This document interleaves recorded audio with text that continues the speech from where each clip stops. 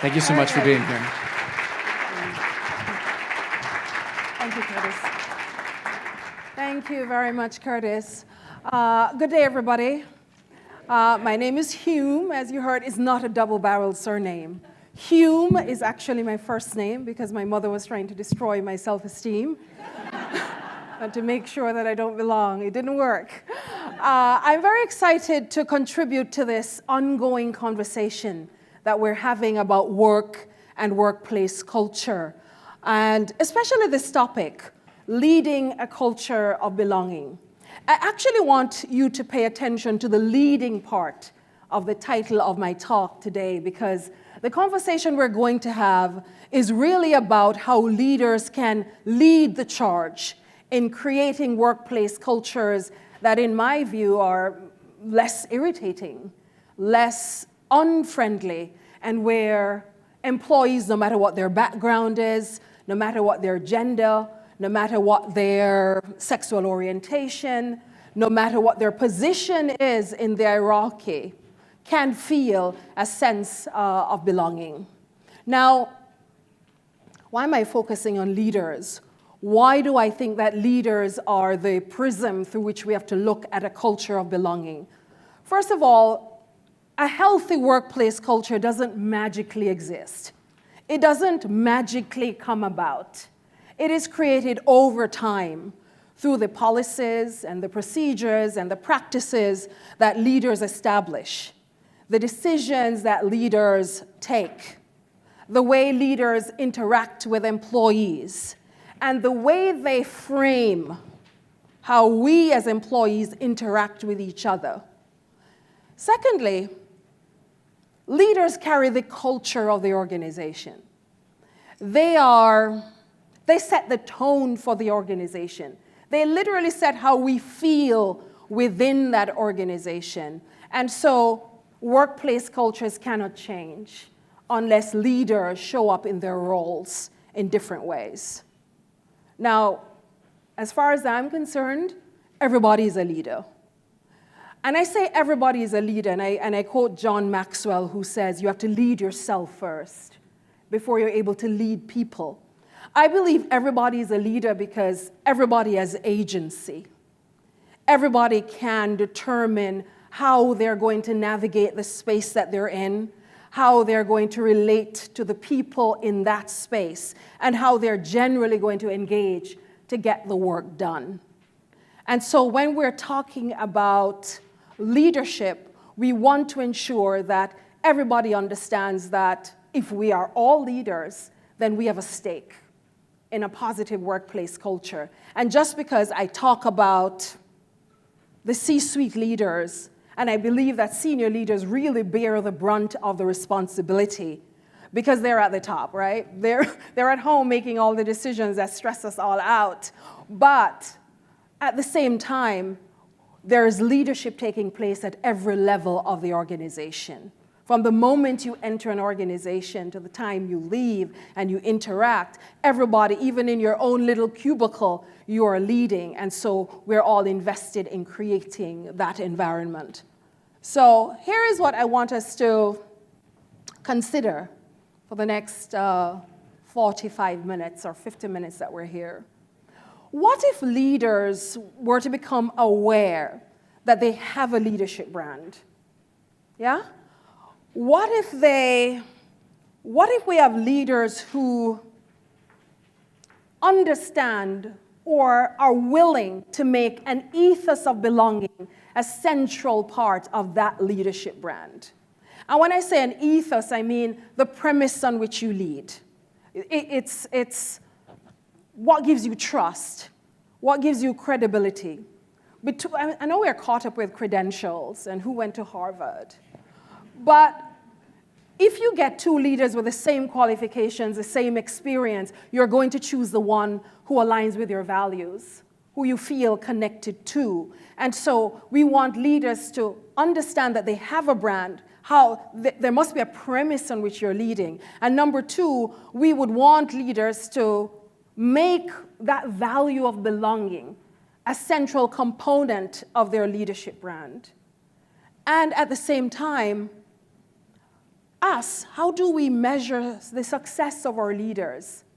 How do they demonstrate their impact? And I think we have to move away from the idea that it should be the targets that they've set and the earnings report and the spreadsheets. It should be really, and we're hoping that we could come to a point where we're measuring the success of a leader, or they're showing their impact based on their ability to build teams who feel a sense of belonging and who can meet the new demands of today's workforce. And there are many demands. They're being discussed around the room today. In all these rooms, empathy, equity. But the one I want us to focus on is that ethos of belonging. So in order to do this, though, in order to get this kind of leader, what we want is for leaders to care about belonging, number one. We want them to understand that belonging needs to be part of their own individual leadership brand. And we want you to understand that if you don't do that, you're not going to change that workplace culture, because it starts with everybody. And so the final thing I'd want us to do together today is, how can you harness, each of us in this room, rather than say it's for those in that position, how can we all harness our leadership brand? And when I say leadership brand, I'm talking about two fundamental elements: your human skills. The pandemic really taught us that our humanity is important. The skills that we have, that we use to navigate our relationships with people, those are the things that generally matter. And your values as well. What do you believe in? What do you stand on? And so if you stand on certain principles, we want you to harness that to create this culture of belonging. So this talk is going to be a little bit interactive. I won't have questions at the end, so hopefully we'll have a lot of responses in the middle. And so you are going to have opportunities to think about your own personal leadership brand, and also to share your views briefly. And I welcome volunteers. Remember, I'm a professor, so if you don't volunteer, we're just going to have to volunteer you. And I'm sure you all remember how daunting that can be when you're put on the spot by a professor. So, okay, let's begin. I feel like we have to talk about what belonging actually means. They throw about the word a lot. It sounds very intangible. But psychologists say belonging is a feeling of security and support when you get a sense that you're accepted for your identity and you're included by members of a group. And I always tell my audience, think of it as your family. Thanksgiving, and your weird uncle turns up. And you have these weird people and different personalities in our family. And for most of the time, we accept them for exactly who they are. We know exactly what they're going to bring. We know exactly what they're going to come to the table with, and we accept them. We want workplaces to accept people in the same way. You should be able to show up at work as your authentic self. You should bring, or be able to, bring your authentic self to work. So recently, think tanks and the Center for Talent Innovation is one of them, and several scholars, they've been conducting research on belonging, and this is very fascinating. They are looking at, they've come up with a quantifiable definition of what it means for employees to feel a sense of belonging.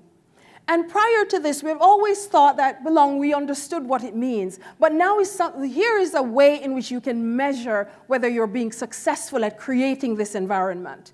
So they're asserting that in order to feel a sense of belonging, and in order for you to lead that culture of belonging, employees must feel welcomed.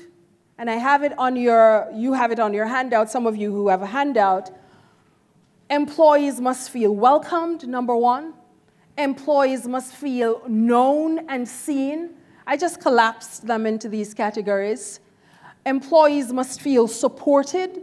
So in order for you to be successful at creating this sense of belonging, they must feel included, they must feel connected, and they must feel proud of the organization's values. And I want us today to try to unpack it. What does it mean? And for different organizations, support is going to mean different things.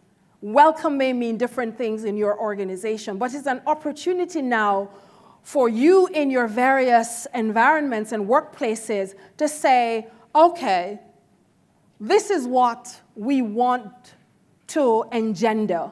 And these are the various categories that we're going to evaluate this on. And we know the benefits. I call it the 3 E's. We're more effective when we feel we belong.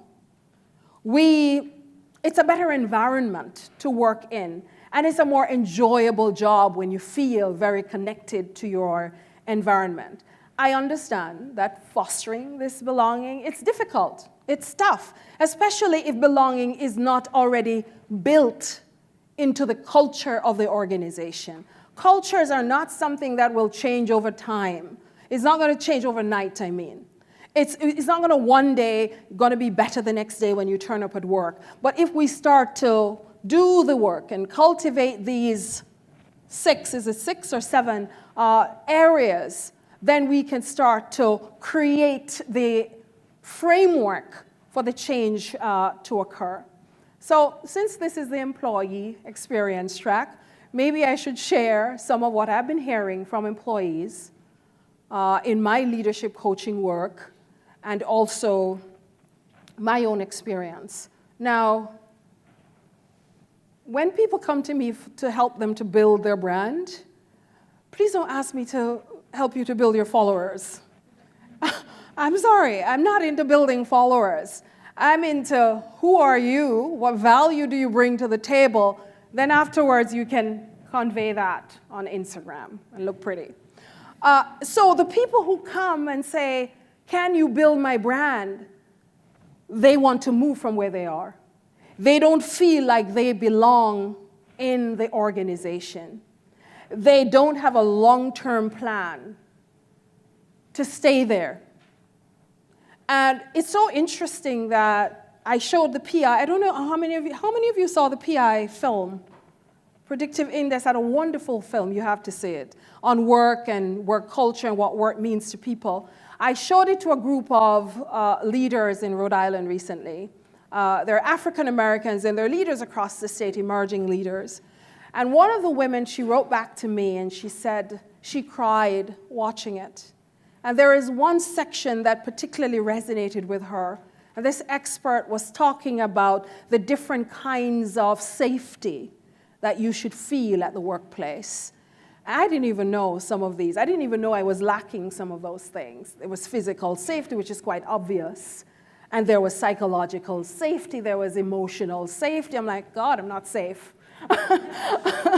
And she said she had left her job recently, and she now realized she could put into words the reason she left. She said it was a toxic environment.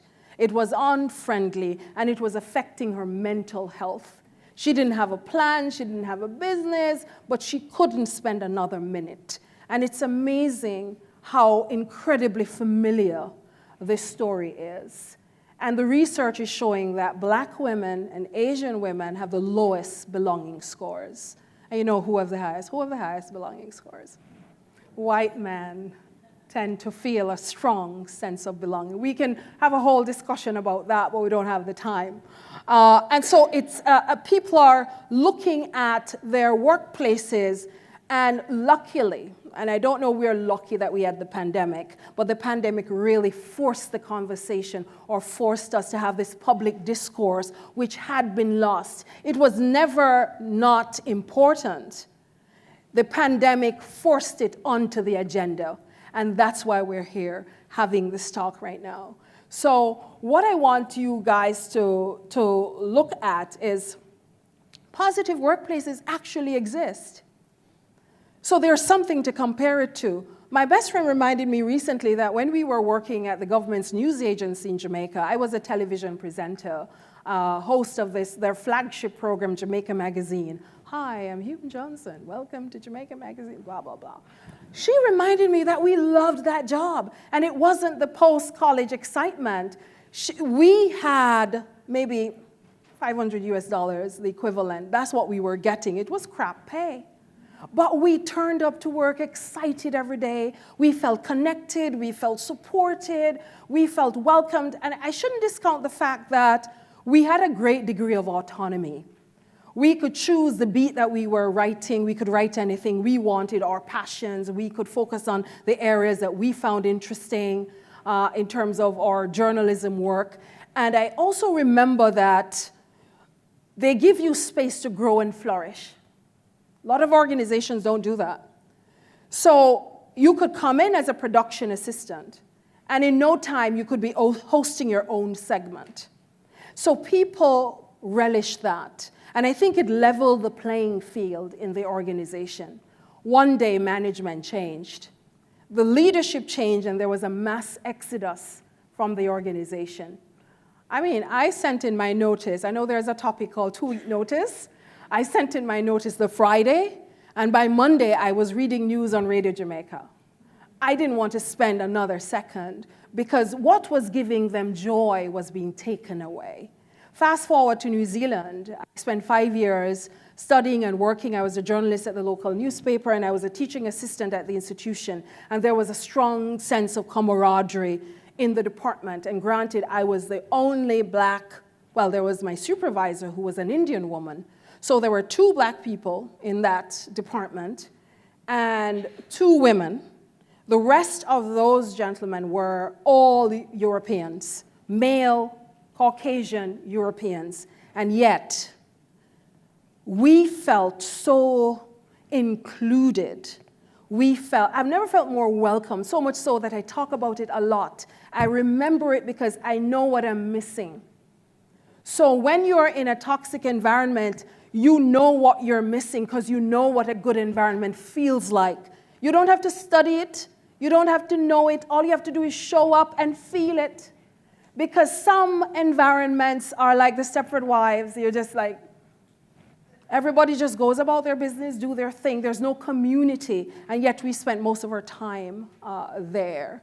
So part of the discussion has to be, how do we create environments where people feel known, people feel seen, they feel included, they feel supported, they feel connected, and they feel proud of the organization's values. So part of the research that I've been doing, and based on my global experiences, I moved here from Australia, and I felt welcomed in Australia, but there are a few things I would have changed about that organization. And so what I'm doing now in my scholarship is looking at leadership development, and my coaching work and meeting all sorts of leaders who are talking about these issues that we're talking about. And so what I'm doing is I'm creating this. I've begun to see leaders and workplaces as representing 2 polarities on a continuum. And it's just developing, guys. So I'm just giving you the framework. You can add to it, you can disagree with it, but I'm just giving you where I'm at.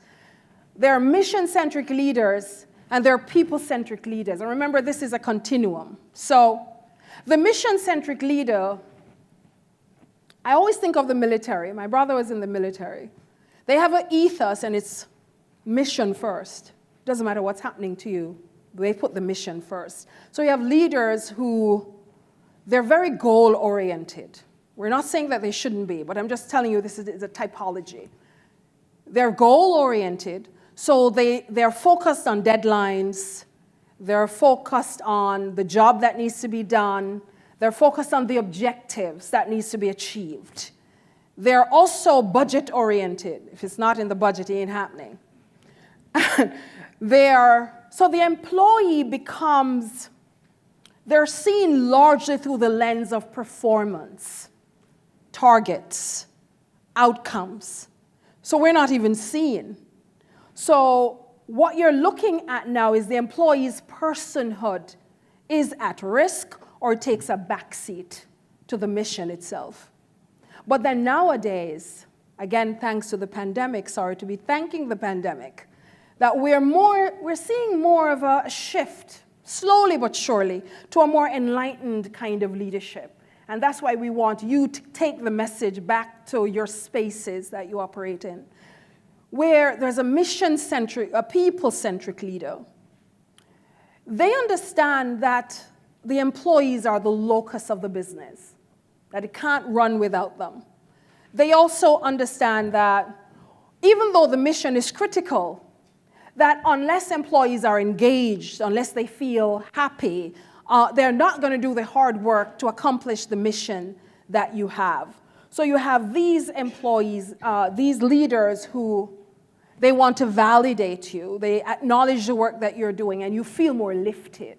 You feel more inspired to deliver the work that we have there. So these are people-centric leaders who they model this in the policies. They see it as part of their personal brand to engage in this way, and they cultivate belonging. And this is what we want from you guys, to intentionally, in a tangible way, cultivate belonging. So when I say create a leadership brand, it's really how your personal brand is showing up in the process of leadership. And your personal brand is you, is really who you are. And we're saying that, and I have this image of Jacinda Ardern. She's the Prime Minister of New Zealand. And I don't remember, I don't know if you guys remember the terrorist attack in New Zealand, the first in their history. And she kind of rose up as that compassionate leader. And at the time, empathy wasn't even welcomed as part of leadership. It was thought to be a weakness. And she kind of owned that as part of her personal leadership brand. And now she's legislating that within the social agenda and the laws and the legislation she's making. That's what we want. Your personal brand should show up in the process of leadership. We don't have time in this conversation to get into what your leadership brand should be.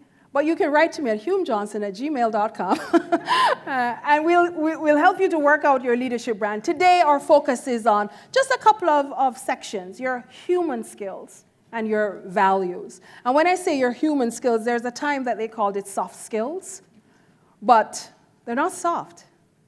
They're not hard either. They're powerful skills because are you compassionate?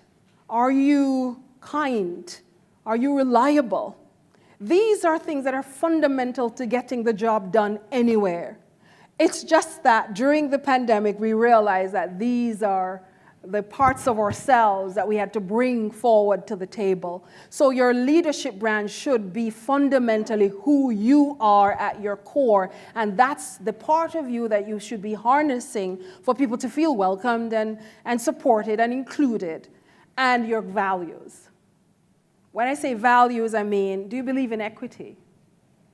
Do you believe in justice? I'm not talking about the values of your organization and their mission. I'm talking about your personal values. Because if it doesn't align with your organization, you're going to have to leave. Because it cannot work. That's misalignment there. And so when you think of what your values are, do you believe in harmony? Do you believe in having everybody feel included? Those are personal values. And remember, people can't see inside of us. So the manifestation of our values come from what they see us do on a very consistent basis. If you're a leader, employees observe you.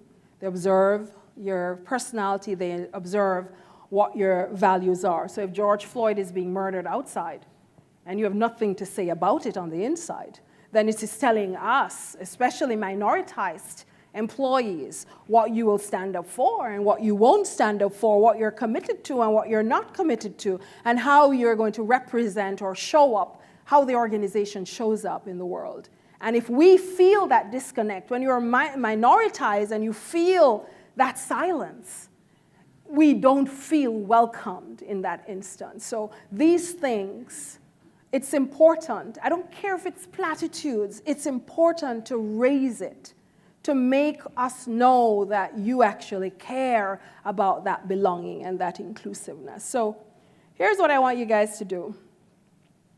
For those who have that handout, you have those variables. Yes, this is a university college class. I want you to pick. Here's what we're going to do. I want you to be involved in the conversation. How are we going to harness our own leadership brand, your human skills and your core values, to make employees feel known? Let me just put those up again. How are we going to make them feel welcomed? Because if we're going to break down belonging into these categories, then you're going to have to pick one. I don't expect you to tackle all of them. All I'm saying is that pick one. Take one that you feel that your personality, your human skills, your values align with that. Think of it as an employee network, and you're leading that employee network. So which one of these employee networks are you think that you could lead, that you think your values, your human skills will make you an asset? I would choose known and seen. I'd definitely choose known and seen, or probably the last one.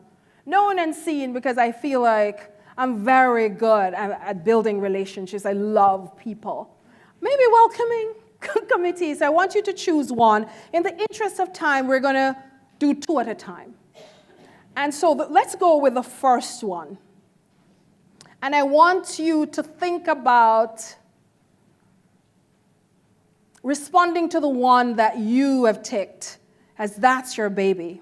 That's the one that I would lead. All right? So to foster a culture of belonging, the researchers are saying employees must feel welcomed, and they must also feel known and seen. A couple of people, I would like some volunteers. So here's what I want you to do. Talk to the person beside you for 60 seconds. What does it look like to feel welcomed, or to feel known, or to feel seen? Take one. Especially take the one that you have picked. Have a brief conversation with, you have 60 seconds. What does it mean? She has nobody to talk to. Oh, time.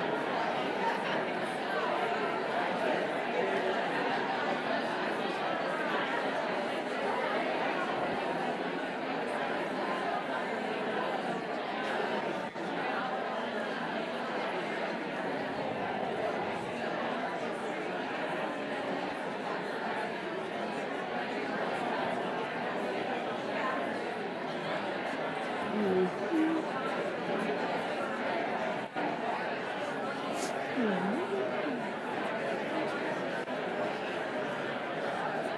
30 seconds left. 30 seconds left.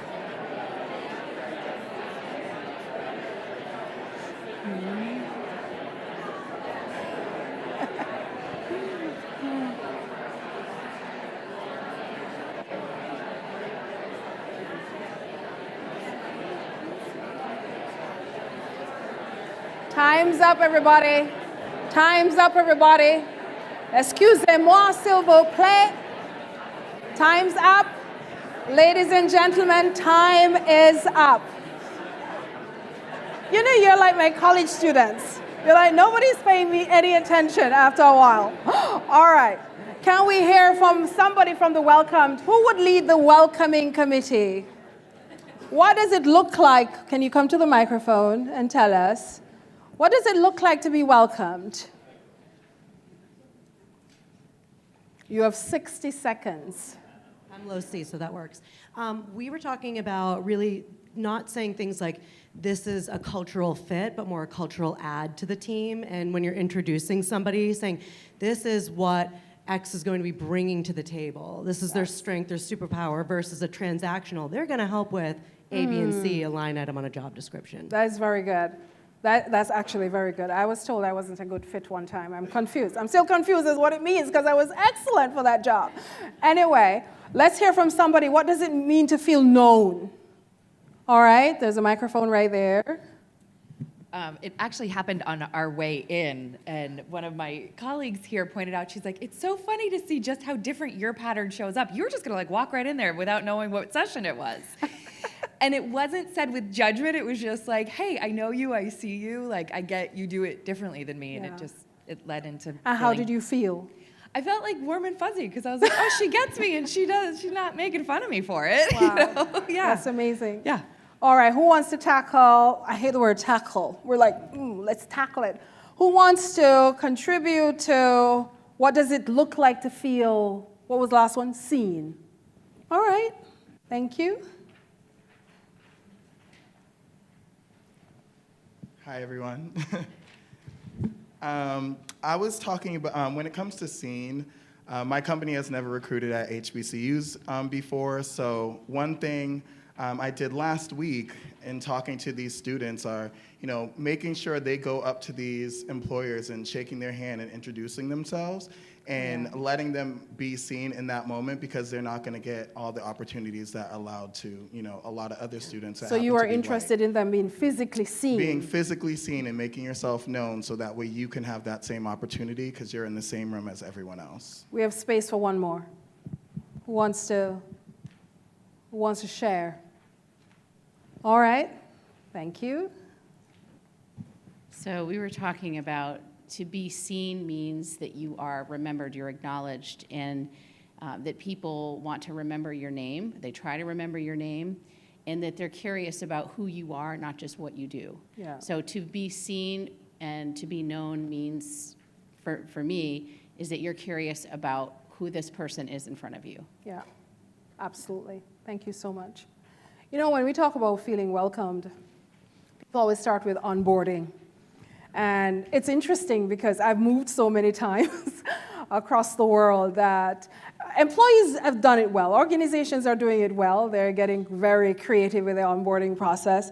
And you now have mentors and training. But when I moved several times, I'm always alert to how are they giving me this psychological welcome. Are they shoving papers at me? I have a mentor, I have a trainer, but did I find a house to live in? Do I know the city and the country? And because when I move, and if you've ever relocated for a job to a new city or to a new country, and to a country with a new language, you are, luckily, it was English all the time.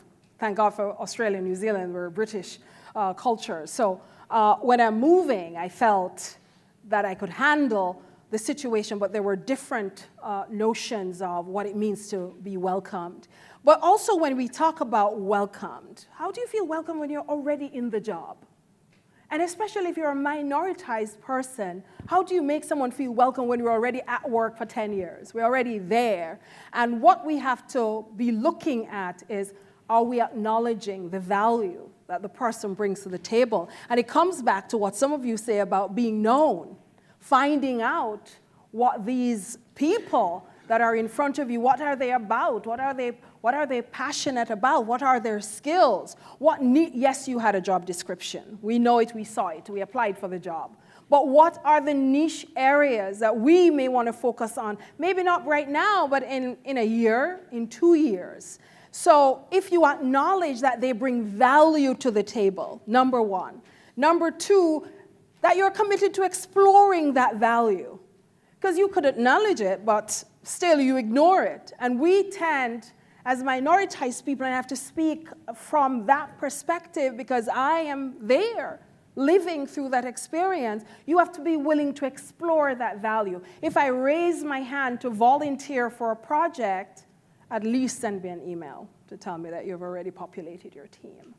Because I'm raising my hand because I know that I can bring value there. If you don't respond, it means that I'm not feeling welcomed, I'm not feeling that my value is acknowledged, I'm not feeling that my value is being explored. And you have to believe in the employee's success, that they will succeed. So before I came up here, I have my friends and my partners saying, this is going to be great. It's going to be great. They don't know that. But it feels good when you're acknowledged and they believe in the fact that you will succeed. And engage the skills, literally engage the skills. And also include perspectives. If you don't know that I have expertise, you can't include it. And it comes back around to being known. And I always talk about personal brand. And when I say personal brand, I mean your strengths, your human skills that you bring to the table. This is a very tolerant person. This personality is the person we need on this team because he or she is going to do or act in a certain way that we need. And if you talk about knowing my skills, when you know an employee's skill set, when you know their human skills, when you know what their passions are, you can assign them work in which they can feel confident and they can excel. When you know them, you can advocate for them when opportunities arise. You can speak to their talent. You can't do that. They will wonder why opportunities are not coming their way. You don't even know it. Because if you knew it, I think many people are generous. They would speak to it. We have somebody on our team who is able to do so and so. And so that's what we want you guys to kind of actuate these concepts. Welcomed, known, seen. We want it to be actuated. One example. I was working with a woman from the WHO last year.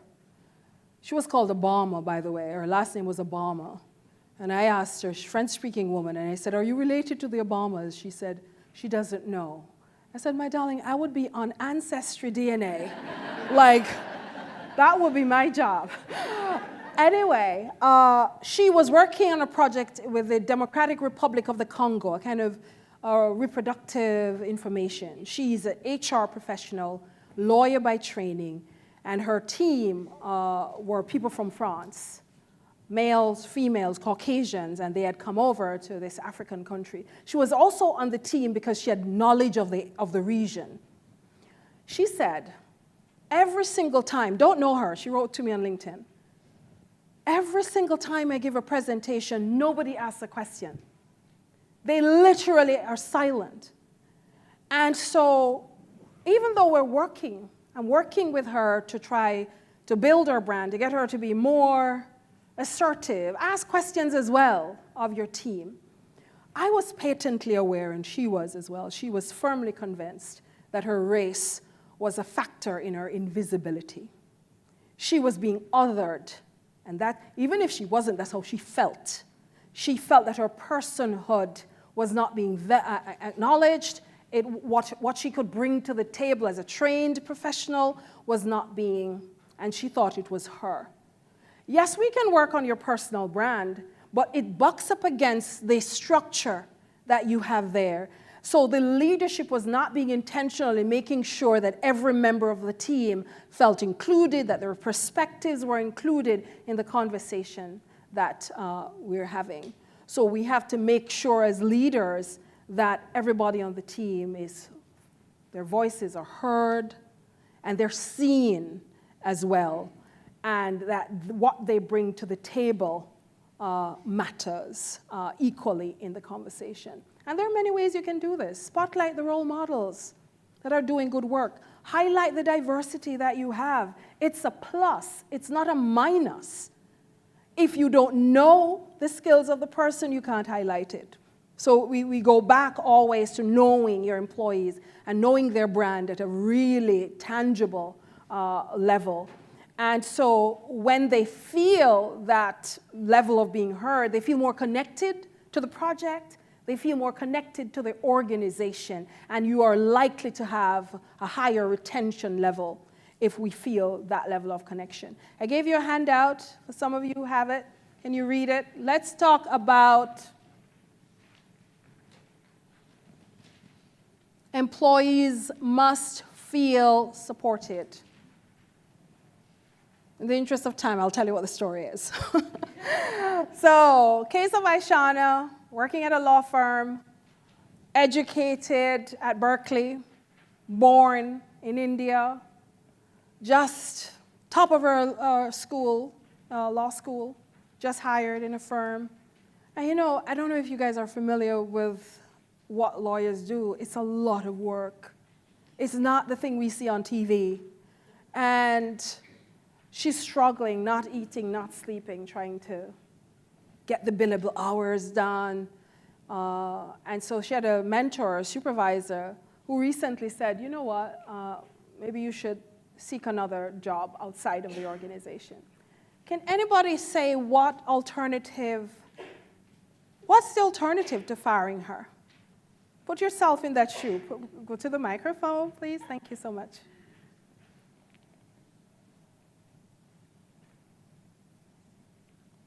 The first thing that came to mind was, how can I help you? Say what, sorry?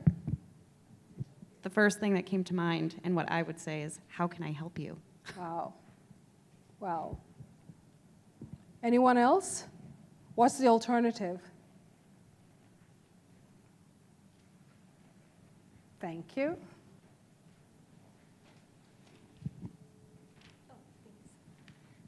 Something I thought was just to listen, to understand why she isn't meeting the deliverables, and then thereby creating maybe a list of priorities to see how she can reach those deliverables. Yeah.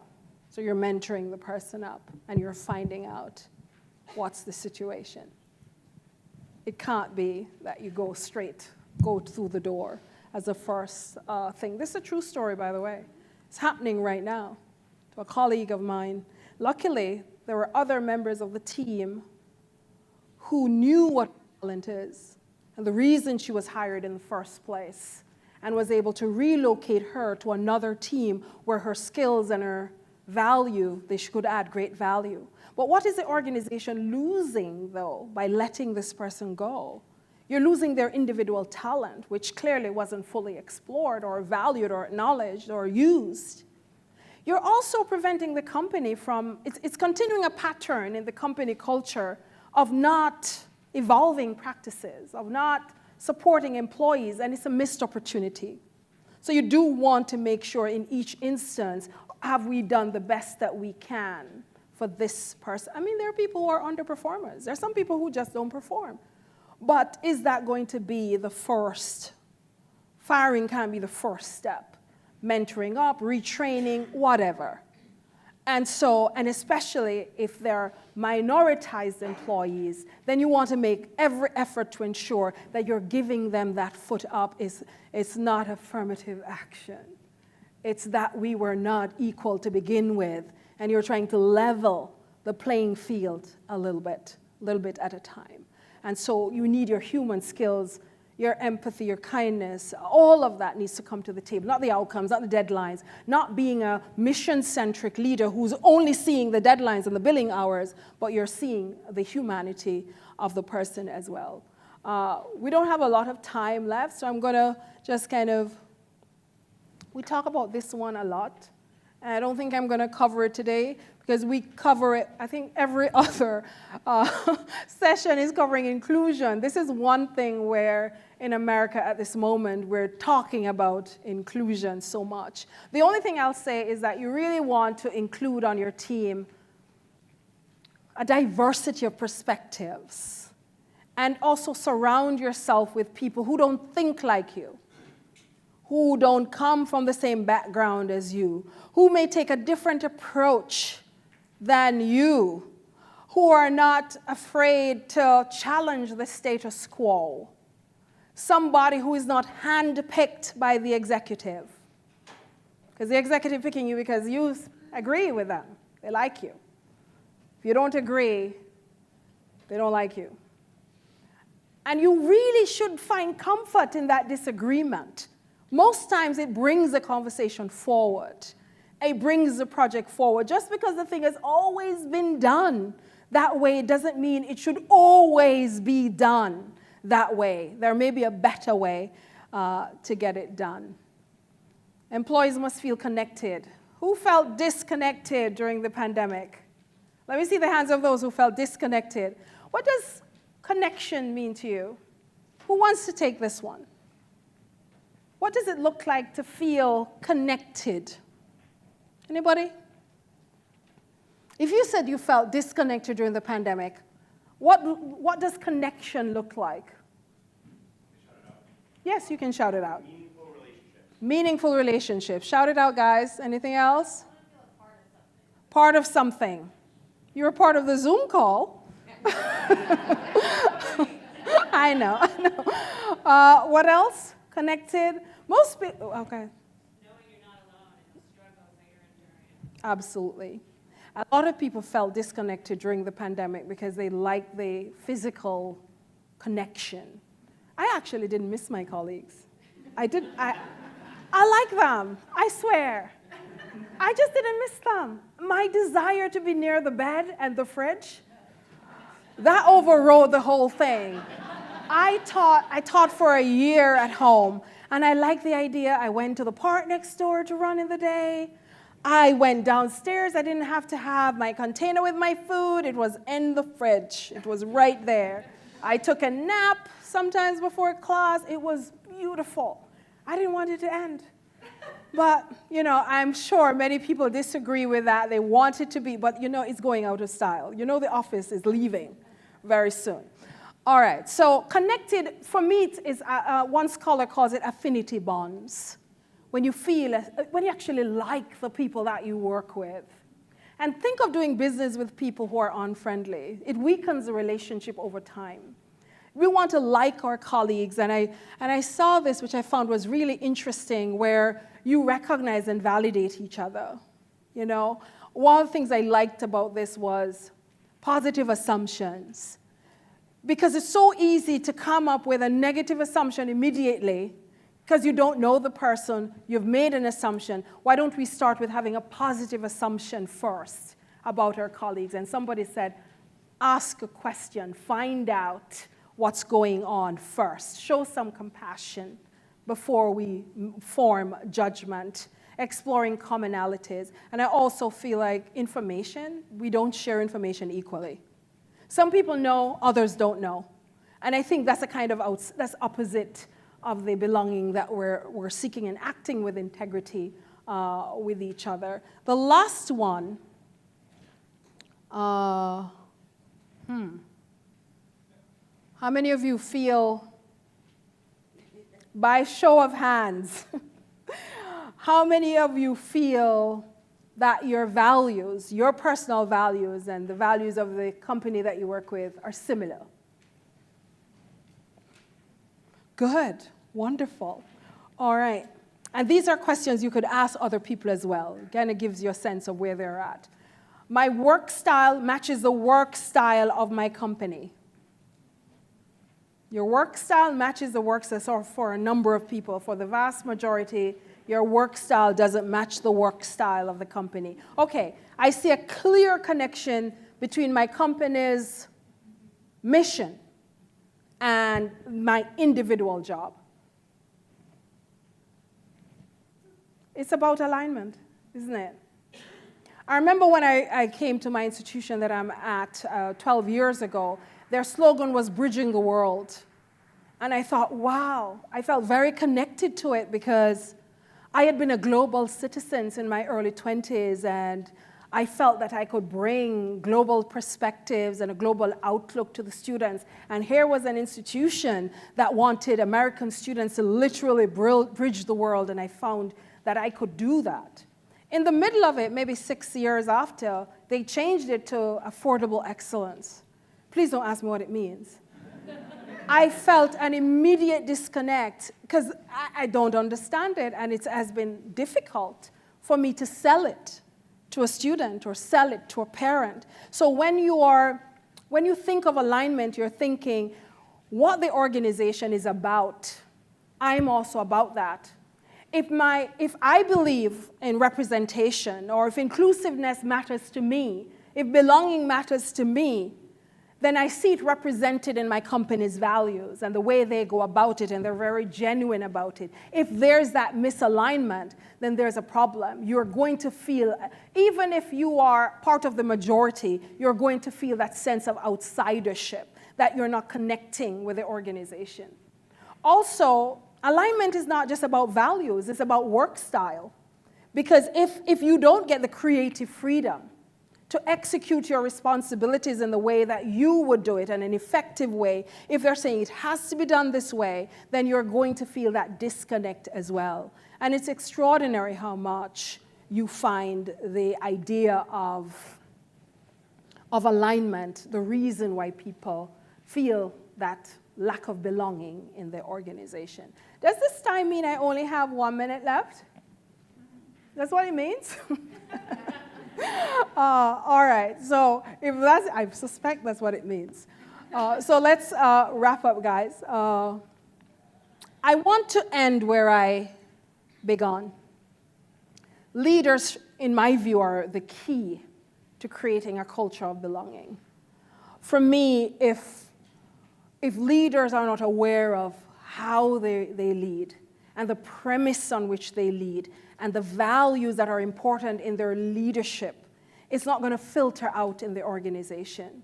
So to create a healthy workplace culture, we need you to be aware that you have a personal brand, and you can harness that personal brand, your human skills, your core values, and you can make employees feel supported. I'm a leader because I'm not just great at the expenses, I'm not great at meeting targets, I'm also great at making my employees feel supported, welcomed, known, seen, validated, heard. I'm a leader because I'm human.